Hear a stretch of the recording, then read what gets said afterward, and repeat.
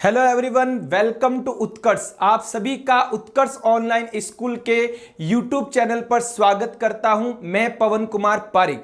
विद्यार्थियों, आज आपको मैं पढ़ाने जा रहा हूं वैदिक गणित द्वारा। वैदिक गणित जो आपका पहला अध्याय है कक्षा 10 का, उसमें हम सूत्र निखिलम विधि द्वारा, सूत्र निखिलम विधि जिसे हम आधार उपाधार विधि भी कहते हैं, उस विधि द्वारा संख्याओं का घन ज्ञात करना। घन यानी क्यूब, यानी किसी संख्या का आपस में 3 बार गुना, वो आज हम सूत्र निखिलम विधि द्वारा घन ज्ञात करना आज के इस वीडियो में हम सीखेंगे। तो विद्यार्थियों, वीडियो को पूरा जरूर देखें ताकि आपको पता चले बोर्ड 2021 के पेपर के लिए जो महत्वपूर्ण टॉपिक है वैदिक गणित का, उसमें हम कितना सीख रहे हैं। तो विद्यार्थियों, पूरा सुनना है। सूत्र निखिलम विधि द्वारा घन।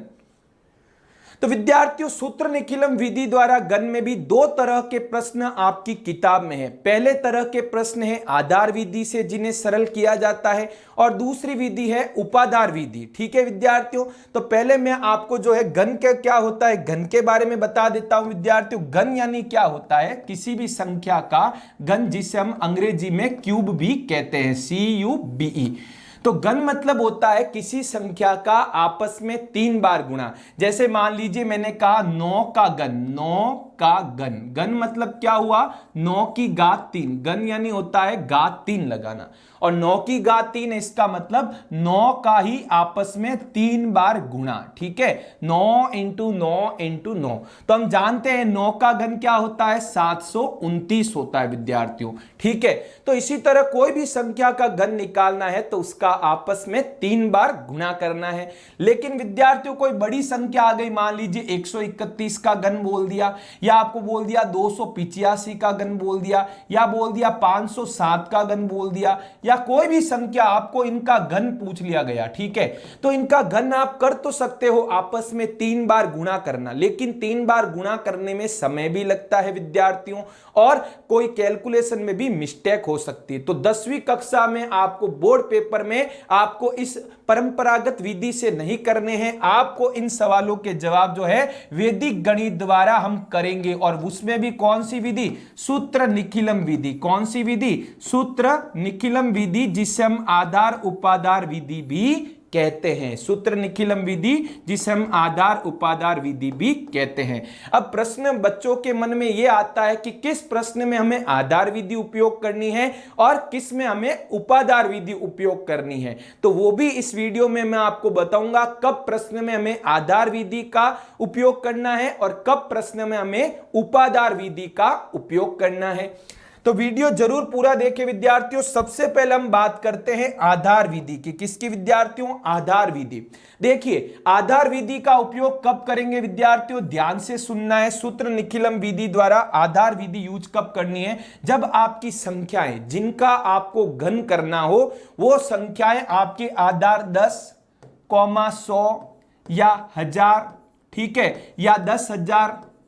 ओके विद्यार्थियों, यानी 10 की कोई घात के नजदीक हो, 10 की कोई घात के नजदीक यदि आपकी संख्या है, 10 की कोई घात के नजदीक कोई संख्या है, जैसे मैं उदाहरण से भी समझाऊंगा, 10 की कोई घात के नजदीक हो, ठीक है, तब आपको कौन सी विधि यूज करनी है, आधार विधि। जैसे मान लीजिए मैं 10 के पास की संख्याएं लूं विद्यार्थियों, मान लीजिए मैंने कहा 12 का घन ज्ञात करो, या मैंने बोल दिया विद्यार्थियों कि 8 का घन ज्ञात कर दो। तो ये जो संख्याएं हैं 8 और 12 है, हो सकता है 10 से कम हो, 10 से ज्यादा हो, लेकिन ये दोनों ही संख्याएं 10 के आसपास की है। तो इन संख्याओं का घन ज्ञात करने के लिए हम आधार विधि का उपयोग करेंगे। इसी तरह मान लीजिए 100 के पास की संख्या, मान लीजिए मैंने कहा 97 का घन ज्ञात करो, या मैंने कह दिया 104 का घन ज्ञात करो। तो ये संख्याएं देखिए 97 और 104 जो है 100 के आसपास की है, हो सकता है 100 से छोटी हो, 100 से बड़ी हो,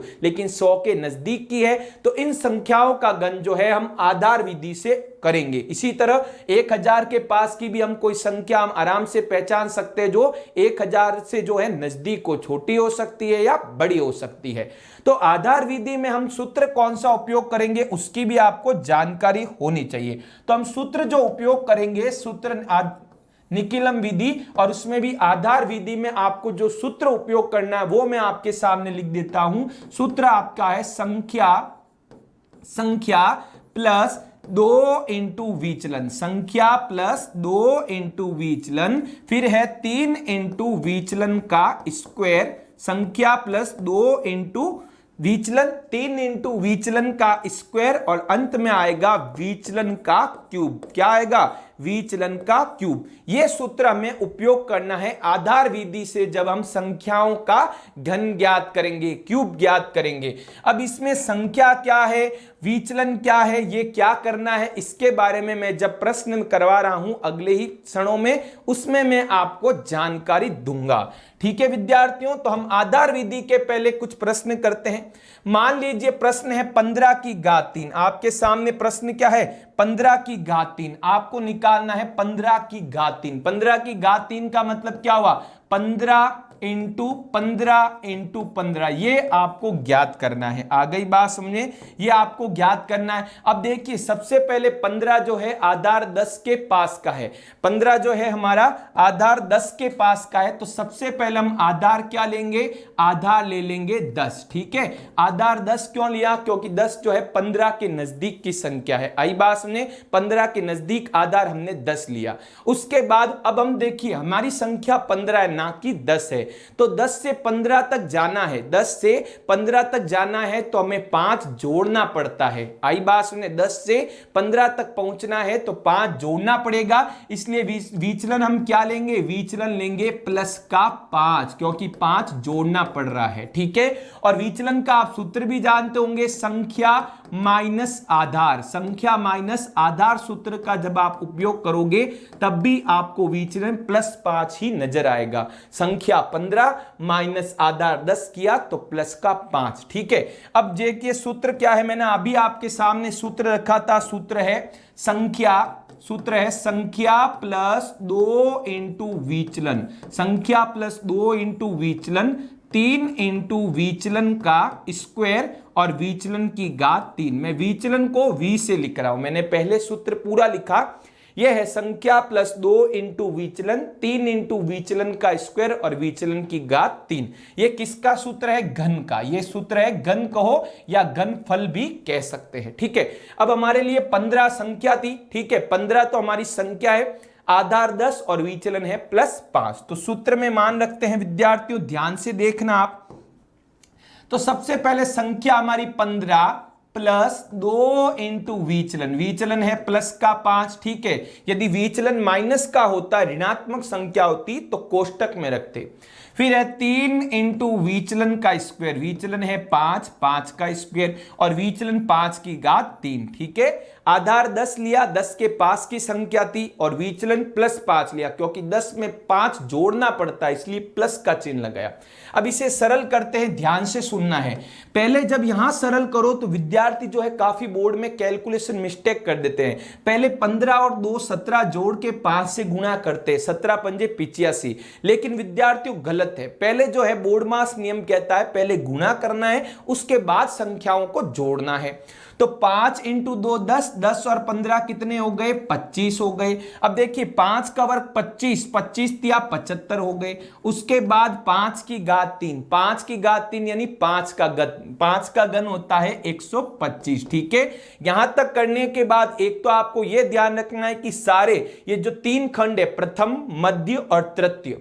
ठीक है, तो हमारे सूत्र के 3 खंड है, प्रथम मध्य और तृतीय, तीनों में जो मान धनात्मक होने चाहिए और यहां तीनों धनात्मक यानी पॉजिटिव नंबर होने चाहिए। यदि कोई माइनस का होगा तो क्या करना है वो भी इसी वीडियो में मैं आपको बताऊंगा, इसलिए वीडियो को जरूर पूरा देखें, लाइक करें, यदि आपको पसंद आ रहा है तो शेयर भी कीजिए। ठीक है, अब मुझे क्या करना है, जब आप इस पद पे पहुंच जाओ, इस स्टेप पे कि सारे मान धनात्मक है, अब आपको आधार देखना है। आपका जो आधार है विद्यार्थियों, आधार को आप देखोगे, आधार में केवल एक जीरो है। आधार में कितने जीरो है? आधार में केवल एक जीरो। आप देख पा रहे होंगे आधार 10 से 10 में एक जीरो है। तो यहां आपको क्या करना है, जब अंक उतारोगे उत्तर में एक एक अंक रखना है, सभी पक्षों से या सभी पदों से, बाकी सभी खंडों में एक एक अंक को रखते हुए अन्य खंड में हमें भेजने हैं। तो कैसे, ध्यान से सुनना।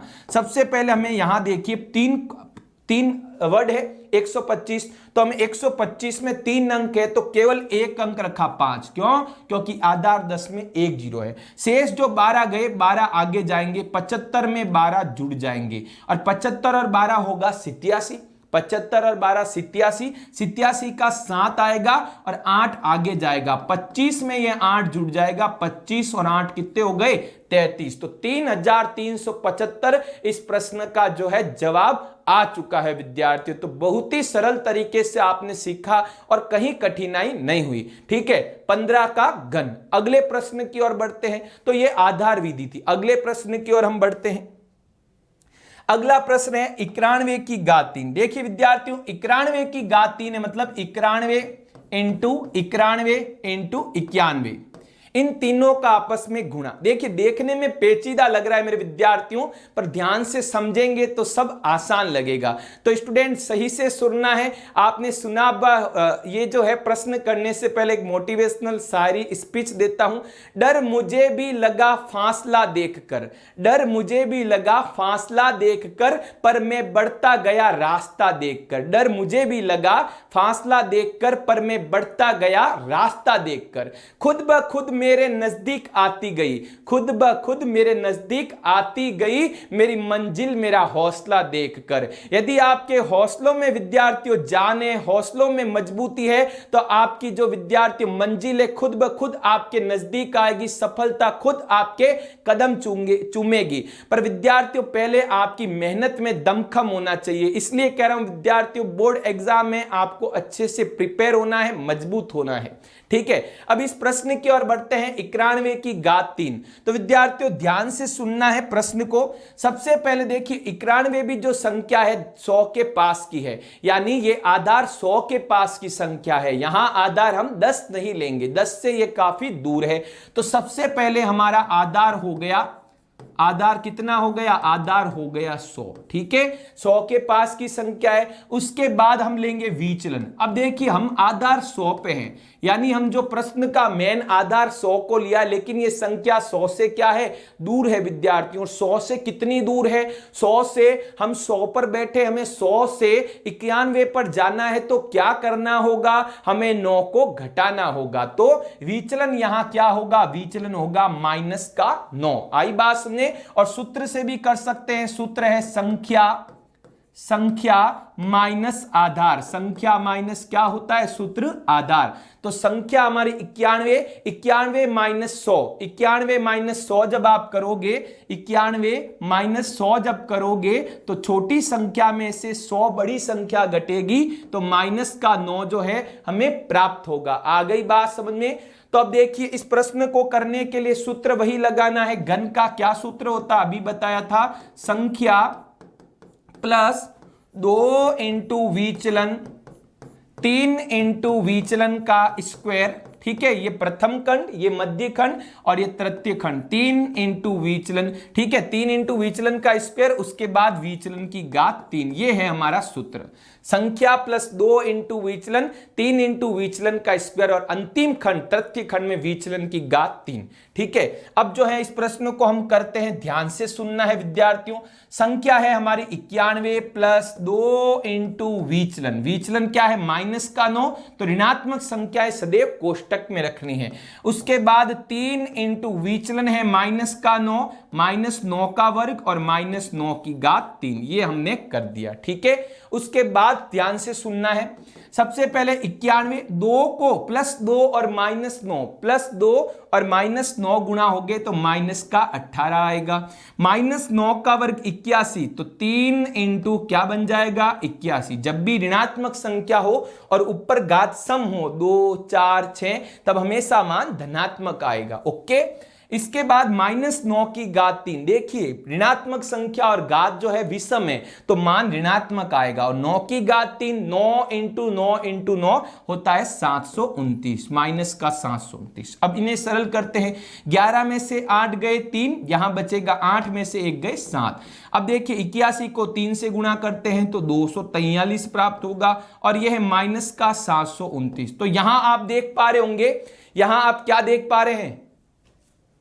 यहां आप देख पा रहे हैं कि तीसरा तृतीय खंड में जो मान है ऋणात्मक है, तो अब हम यहां पे सीधे हम मान जो है उत्तर में नहीं उतार सकते। पहला हमारा दायित्व कर्म बनता है कि इस माइनस के मान को धनात्मक में बदले, नेगेटिव वैल्यू को पॉजिटिव में चेंज करें। उसके लिए क्या करेंगे, हम सहायता लेंगे 243, जो इससे पहले जो खंड आ रहा है उसमें जो संख्या है उसकी हम सहायता लेंगे।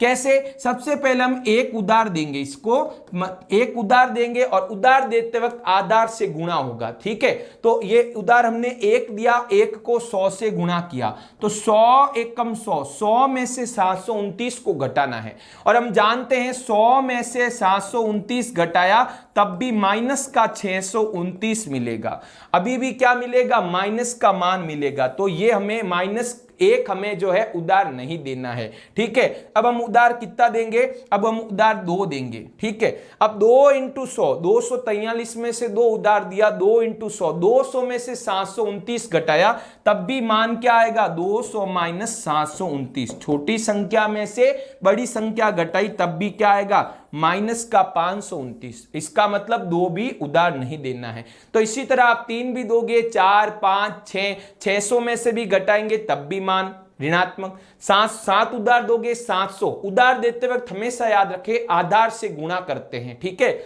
और अब 700 माइनस 729 किया तब भी माइनस का 29 हमें दर्शन देगा। ओके, तो हम उधार कितना लेंगे, उधार 8 लेंगे। 800 में से जब 729 को घटाते हैं तो धनात्मक मान प्राप्त होगा। ठीक है, तो यहां आएगा 73, 243 में से आपने 8 उधार दिया और यहां बना 8 इंटू 100, 800 माइनस 729। ठीक है, तो यहां 73, 243 में से 8 घटाइए, 243 में से 8 घटाओगे 235, और 800 में से 729 घटाइए, 10 में से 9 गए, 1 यहां बचेगा 89, 89 में से 72 घटाएंगे तो कितना बच जाएगा, 89 में से 72 घटाएंगे तो आपका बन जाएगा 5। ठीक है, 89 में से 7 बच जाएगा।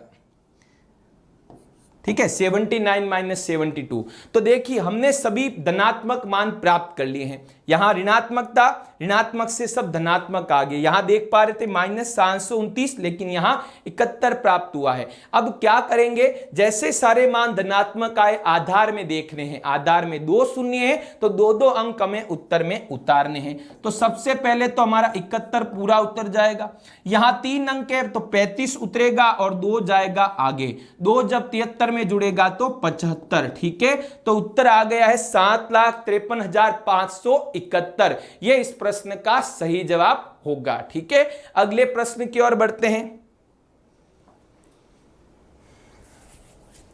नेक्स्ट है हमारी उपादार विधि। ध्यान से सुनना, उपादार विधि। उपादार विधि में क्या करना है सर, प्रश्न कैसे पता चलेगा बोर्ड एग्जाम में कि उपादार विधि का है। तो विद्यार्थियों पहले जो हमने प्रश्न लिए वो सारे 10, 100, 1000 के आसपास की संख्याएं थी, लेकिन उपादार विधि में संख्याएं कहां होगी, दूर की होगी। जैसे मान लीजिए मैंने 23 ले ली, ठीक है, 23 देखिए अब 10 से भी दूर है और 100 से भी दूर है। इसी तरह मान लीजिए मैंने 35 ले ली, ठीक है, 76 ले ली, कोई भी संख्या, जैसे मैंने ले ली 206 ले ली, अब देखो ये 100 से भी दूर है, 1000 से भी दूर है।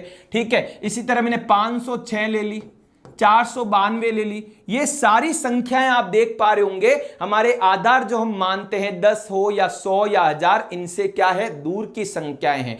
तो इनका भी वर्ग घन तो निकालना ही होगा। अब घन कैसे ज्ञात करेंगे, इसके लिए हमारा जो है रामबाण उपाय है विद्यार्थियों, उपादार विधि। अब उपादार विधि को कैसे करना है, ध्यान से सुनना। ठीक है, सबसे पहले जैसे मैं एग्जाम्पल 23 का ही ले लेता हूं, तो जो संख्याएं, ध्यान से सुनना, जो संख्याएं 10 और 100 से दूर है लेकिन 10 और 100 के बीच की है, जैसे 23, 35, 76, ये संख्याएं सारी जो है 10 और 100 से दूर है। यहां 10 और 100 से दूर है लेकिन 10 और 100 के बीच की है, तो इनके लिए सबसे पहले हमें आधार, तो विद्यार्थियों ध्यान से सुनना, आधार तो हमें 10 ही लेना होगा। ठीक है, तो आधार हमने 10 लिया, यानी सबसे पहले हम 10 पे बैठे हैं। ओके, अब ये संख्या 23 जो है विद्यार्थियों 20 और 30 के बीच की संख्या है, 20 से बड़ी और 30 से छोटी।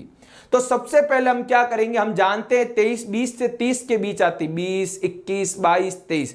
तो सबसे पहले हम 10 से जो है या तो 20 पे पहुंचेंगे या हम 10 से 30 पे पहुंचेंगे। 10 को या तो 20 बनाओ या 10 को 30 बनाओ, और वो भी गुणा के माध्यम से। ठीक है, तो हम देख पा रहे हैं जो 23 है विद्यार्थियों, 20 में तो 3 जोड़ने पर 23 मिलता है और 30 में 7 घटाने पर 23 मिलता है। तो हम देख पा रहे हैं यहां मान छोटा है, 3 छोटा है, 7 बड़ी संख्या है। तो आसानी क्या रहेगी, 10 से हम पहले 20 पे पहुंच जाते हैं, फिर 20 से क्या है 23 नजदीक है। तो सबसे पहले हमें 10 से 20 पर पहुंचने के लिए 10 से 20 पर पहुंचना है। ठीक है, तो हमें 2 से गुणा करना होगा। 10 को 2 से जब आप गुणा करोगे, 10 को 2 से गुणा करोगे, तब हमें क्या मिलेगा, 20 मिलेगा।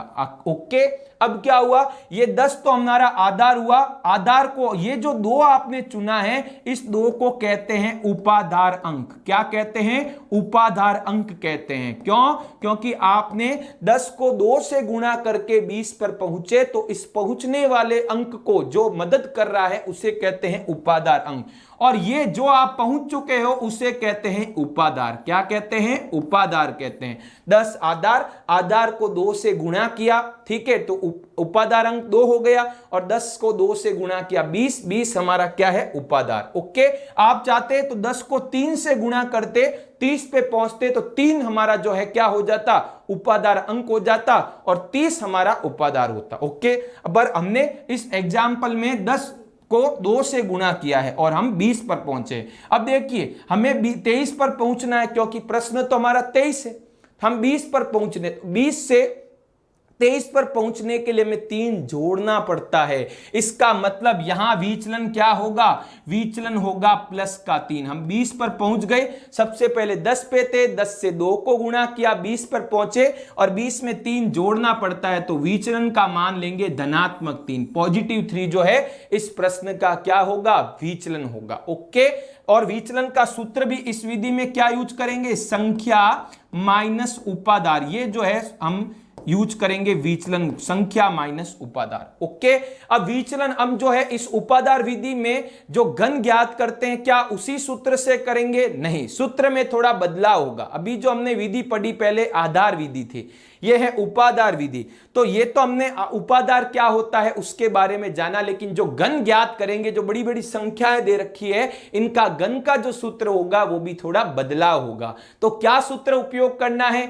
वो हम प्रश्न में देखते हैं। ठीक है, तो बढ़ते हैं प्रश्न की ओर। प्रश्न है हमारा 32 की घात 3। प्रश्न क्या है हमारा, 32 की घात 3। 32 की घात 3 यानी 32 इंटू 32 इंटू 32। तो ये संख्या देखिए, आप देख पा रहे होंगे, संख्या 32 जो है 10 और 100 के बीच की है, लेकिन 10 और 100 से काफी दूर है। तो कैसे करेंगे, ध्यान से सुनना है। सबसे पहले हमें आधार क्या लेना है, आधार जो है हमें लेना है, आधार हम ले लेते हैं 10। ठीक है, आधार हम 10 ले लेते हैं, और ये 32 जो है 30 और 40 के बीच की है, लेकिन 30 से नजदीक है। 30 में 2 जोड़ते ही 32 के दर्शन होते हैं। ठीक है, तो हम उपाधार अंक क्या लेंगे, उपाधार अंक लेंगे 3। उपाधार अंक हो गया हमारा 3, और उपाधार क्या हो जाएगा, उपाधार जो है 10 को 3 से गुणा करने पर कहां पहुंचे, 30 पे। तो 10 इंटू 3 आधार इंटू उपाधार अंक किया तो 30 पर पहुंचे, जो कि हमारा उपाधार होता है। अब हम 30 पर पहुंचे, लेकिन प्रश्न कह रहा है 32 है। ठीक है, तो 30 में 2 जोड़ना होता है, तो प्लस का 2 हमारा क्या होगा, इस प्रश्न का विचलन होगा। विचलन का मान धनात्मक 2।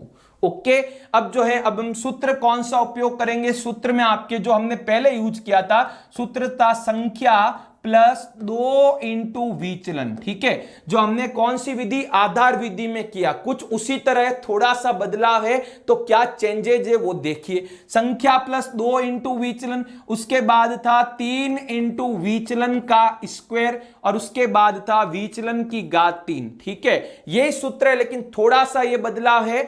आप जब उपाधार विधि से प्रश्नों का घन ज्ञात कर रहे हो, संख्याओं का घन ज्ञात कर रहे हो, तो आपको याद ये रखना है, जो पहले प्रथम खंड है, इसमें जो भी मान आएगा आपको उसे उपाधार अंक जो है उसके वर्ग से गुणा करना है।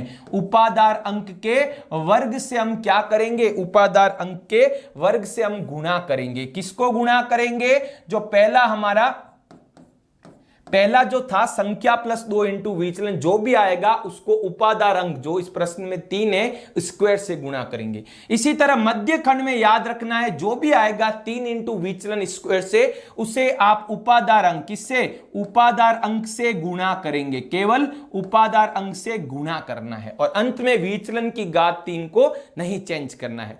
अब देखिए प्रश्न में मान रखने हैं केवल, तो उपादार अंक क्या है, 3 है, 3 का स्क्वायर, फिर है संख्या हमारी है 32 प्लस 2 इंटू विचलन, विचलन भी क्या है, प्लस का 2 है, प्लस का 2, फिर है उपादार अंक, उपादार अंक क्या है, 3 है, तो 3 इंटू, फिर है सूत्र कोष्टक में 3 इंटू विचलन का स्क्वायर, विचलन है प्लस का 2, तो 2 का स्क्वायर, और अंत में आएगा विचलन की घात 3, विचलन है 2 तो 2 की घात 3। अब सरल करते हैं, ध्यान से सुनना, 3 का वर्ग क्या हो गया, 9 हो गया, ठीक है। अब इसे सरल करते हैं, 2 दूनी 4, 4 में 32 जोड़ दिया तो 36, ठीक है, जिसे हम 9 इंटू 36 भी सिंपल लिख सकते हो, 3 का वर्ग 9 और 2 दूनी 4, 4 में 32 जुड़ गए 36। अगला यहां देखिए 2 का वर्ग क्या होगा, 4, 4 तिया 12, 12 तिया क्या हो जाएगा, 36 हो जाएगा, बिल्कुल आसान है। और यहां अंत में 2 की घात 3 यानी 8। अब 9 को 36 से गुणा कर दो, 9 छंग 54, 5 9 तिया 27 और 5 कितने हो गए, 32 हो गए, 324 बन जाएगा। और यहां क्या बनेगा, 36 और यहां है 8।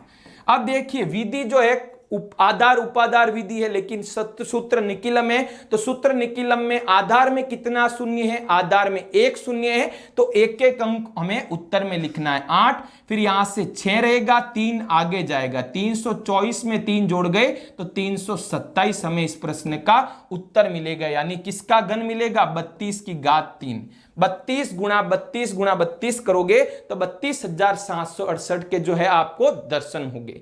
तो वीडियो को पूरा जरूर देखिए, शेष प्रश्नों भी आपको आने चाहिए, कॉन्सेप्ट क्लियर करना जरूरी है क्योंकि 10वीं बोर्ड का सवाल है विद्यार्थियों।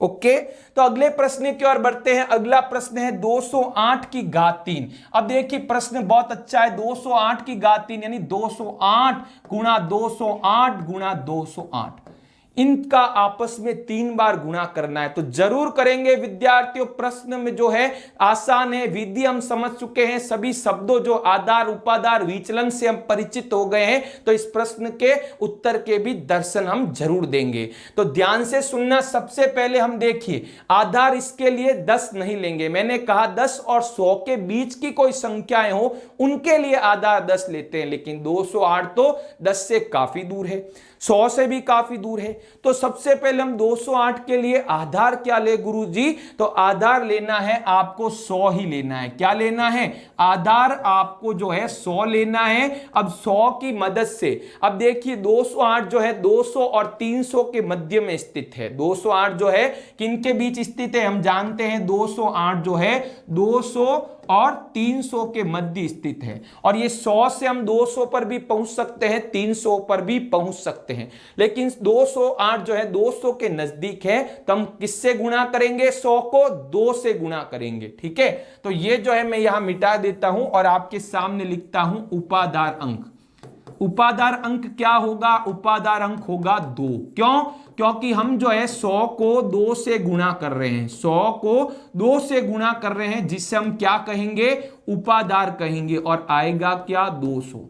अब हम 200 पर पहुंच गए, पहले 100 था, 100 को 2 से गुणा किया, क्योंकि 200 जो है 100 का गुणज है, गुणा कर दिया, 200 आया। अब हम 200 पर पहुंच चुके हैं, लेकिन हमें पहुंचना है 208 पे, तो विचलन क्या होगा, 200 में क्या जोड़ूं कि मुझे 208 मिले, तो सर जी +8 करना होगा, 200 + 8 बराबर 208। ओके, अब जो है सूत्र हमारे सामने है, मैं सूत्र वापिस यहां लिख देता हूं, उपादार अंक का वर्ग, उपादार अंक का वर्ग, उसके बाद कुछ विद्यार्थी यहां उपादार का वर्ग कर देते हैं, उससे प्रश्न का जवाब बिल्कुल गलत आएगा, इसलिए सूत्र को अच्छे से स्मरण करना है, लिखकर प्रैक्टिस करनी है विद्यार्थियों, मिस्टेक नहीं होनी चाहिए। उपादार अंक का वर्ग, उसके बाद कोष्टक में आएगा संख्या प्लस 2 इंटू विचलन, ठीक है। उसके बाद क्या आएगा, उपादार अंक, मध्य खंड में केवल उपादार अंक से गुणा करना है। उसके बाद यहां क्या आएगा, ये यहां जो आएगा संख्या प्लस 2 इंटू विचलन, फिर यहां आएगा 3 इंटू विचलन का स्क्वायर आ जाएगा, और अंतिम खंड में केवल आएगा विचलन क्यूब, जो कि आधार विधि का भी सेम था। अब मान रखते हैं सबसे पहले उपादार अंक, उपादार अंक है 2, 2 का स्क्वायर, संख्या हमारी 208 प्लस 2 इंटू विचलन, केवल संख्याओं के मान रखने। ये चीज यदि आपने बोर्ड में सही से निकाल ली, केवल सूत्र आपको अच्छे से याद है, तो कैलकुलेशन में तो आप विद्यार्थियों अच्छे से गणितज्ञ बन चुके हो। तो 208 प्लस 2 इंटू विचलन का मान है 8, उपादार अंक कितना है, उपादार अंक है 2, फिर 3 इंटू विचलन कितना है 8 का स्क्वायर, और अंत में 8 की घात 3। अब इसे सरल करते हैं, ध्यान से सुनना। 2 का वर्ग हुआ 4, 2 का वर्ग कितना हो गया 4, 8 दूनी 16, 16 में 208 जोड़ दीजिए, 208 और 16 कितने हो जाएंगे 224 हो जाएंगे। ठीक है, तो यहां पे 224 लिखना अति उत्तम रहेगा। 8 दूनी 16 में 8 जोड़े 24, 224 गुणा 4। ठीक है, तो 224 गुणा 4 लिख देते हैं, 4 गुणा 224। 4 कहां से, 2 का वर्ग। अब देखिए मध्य खंड में 8 का वर्ग होगा 64, 64 को 3 से हम गुणा करेंगे। ठीक है, तो 2 इंटू 3 इंटू यहां 8 का वर्ग 64 हो जाएगा, 64 इंटू 3 इंटू 2, और यहां 8 का घन होगा 512।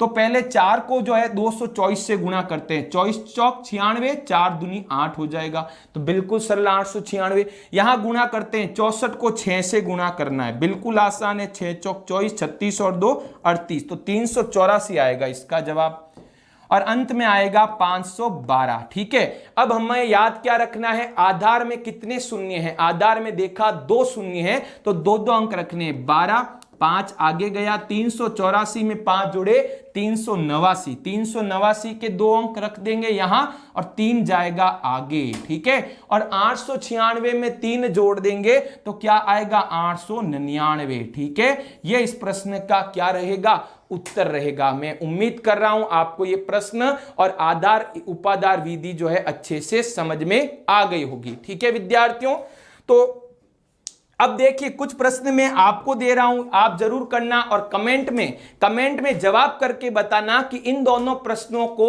आपने क्या उत्तर दिया है, उनका उत्तर आपको निकाल के बताना है। इन्हें सरल कर कमेंट में मैं जरूर जवाब दे। यदि आपने वीडियो देखा है, समझा है, तो इनका आप कॉपी में सरल करके दोनों प्रश्नों का जवाब देना है। बस मैं आपके लिए यह बता देता हूं, यह प्रश्न तो होगा किससे, यह प्रश्न तो हमारा होगा आधार विधि से, ये तो होगा आधार विधि से। ठीक है, क्योंकि 14 10 के पास की संख्या है, और ये होगा विद्यार्थियों उपादार विधि से, क्योंकि 27 जो है 10 से क्या है, दूर है। ठीक है, तो इनको आप करके कमेंट बॉक्स में जरूर रिप्लाई करें, जवाब दे कि आपका उत्तर क्या आया है। ठीक है स्टूडेंट, तो मैं उम्मीद कर रहा हूंगा कि इस वीडियो में आपने सूत्र निखिलम विधि द्वारा घन, जो कि बहुत ही महत्वपूर्ण टॉपिक बनता है, वो आपने सूत्र निखिलम विधि द्वारा घन, संख्याओं का घन कैसे ज्ञात करता है, सीखा होगा। तो वीडियो यदि आपको पसंद आया है तो लाइक करना है, और आपके दोस्तों में भी शेयर करना है, और इस चैनल को सब्सक्राइब भी करना है। उत्कर्ष ऑनलाइन स्कूल के यूट्यूब चैनल को सब्सक्राइब करना है, ताकि आगे आने वाले वीडियो, जो भी हम इस सीरीज में आगे वीडियो लाएंगे, उनके नोटिफिकेशन तुरंत आप तक पहुंच जाएंगे। और आज ही आपको उत्कर्ष ऐप भी जरूर डाउनलोड करना है, वहां पे जो है स्टडी चल रही है विद्यार्थियों, वहां आपको जो है आपके गुरुजी, हमारे तरह उत्कर्ष के जो प्रतिभावान जो गुरुजी है, आपको अच्छे से सभी सब्जेक्ट के एक एक प्रश्न, एक एक व्याख्या समेत पढ़ाएंगे, और उनके ई नोट्स जो आप कॉपी बनाते हो, उनके ई नोट्स जो कि गुरुजी द्वारा हस्तलिखित है, वो भी आपको वहां मिलेंगे। कहां, उत्कर्ष ऐप पे, गूगल प्ले स्टोर से उत्कर्ष ऐप को डाउनलोड करके आप आज ही इस फायदे का लाभ उठाए विद्यार्थियों। ई नोट्स भी मिलेंगे, उसके अलावा आपको क्विज करवाए जाएंगे हर एक टॉपिक से, जैसे ये टॉपिक आज पढ़ा है सूत्र निखिलम द्वारा घन, तो इसके जो चुनिंदा महत्वपूर्ण प्रश्न हैं वो आपको एक क्विज के रूप में, बहुवैकल्पिक प्रश्नों के रूप में देंगे, और उनके सॉल्यूशन भी आपके गुरुजी कराएंगे। हर प्रश्न के नीचे उनका सॉल्यूशन, यदि आपसे नहीं हुआ तो आप सॉल्यूशन की सहायता से देख सकते हैं विद्यार्थियों। उसके अलावा आपको ई नोट्स की पीडीएफ भी मिलेगी। तो उत्कर्ष ऐप को आज ही डाउनलोड करें, ताकि आप अपनी मंजिल तक आराम से पहुंच चुके। तो आज के लिए इतना ही, धन्यवाद।